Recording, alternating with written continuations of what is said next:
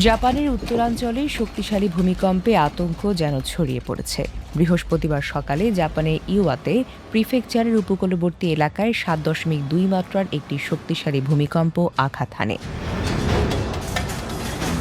ভূমিকম্পনের কম্পন উত্তর জাপানের বিস্তীর্ণ এলাকায় অনুভূত হয়। স্থানীয় প্রশাসন জানিয়েছে, শক্তিশালী এই ভূমিকম্পের ফলে কয়েকটি এলাকার মানুষ সামান্য ক্ষয়ক্ষতি হয়েছে, কিন্তু কিছু মানুষ আহত হওয়ার খবর পাওয়া গেলেও বড় ধরনের ধ্বংসযজ্ঞের খবর এখনো পর্যন্ত পাওয়া যায়নি। ভূমিকম্পের পরপরই জরুরি পরিষেবা এবং উদ্ধারকর্মী দলগুলো পরিস্থিতি পর্যবেক্ষণে মাঠে নামে।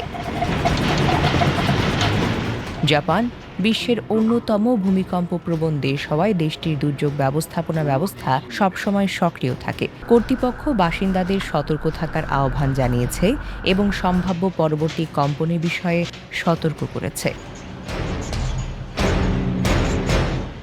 এদিকে দক্ষিণ আমেরিকার দেশ ভেনিজুয়েলায় ভয়াবহ ভূমিকম্পের পর উদ্ধার অভিযান অব্যাহত রয়েছে। দেশটিতে শক্তিশালী ভূমিকম্পে এখন পর্যন্ত ১৬০ জনের বেশি মানুষের মৃত্যুর খবর পাওয়া গেছে। ধ্বংসস্তূপের নিচে আটকে থাকা মানুষদের উদ্ধার কাজ করছেন জরুরি বিভাগের কর্মীরা। ভূমিকম্পে বহু বাড়িঘর, স্থাপনা ও গুরুত্বপূর্ণ অবকাঠামো ক্ষতিগ্রস্ত হয়েছে। ক্ষতিগ্রস্ত এলাকাগুলোতে উদ্ধার কর্মীরা পাশাপাশি স্বেচ্ছাসেবকরাও কাজ করছেন। আহতদের চিকিৎসার জন্য স্থানীয় হাসপাতালগুলোতে বিশেষভাবে ব্যবস্থা নেওয়া হয়েছে।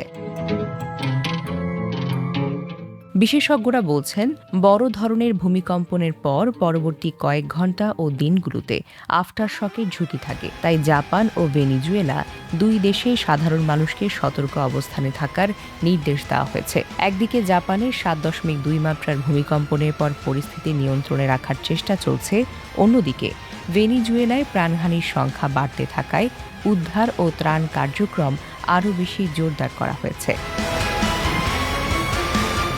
Desk report, recap news.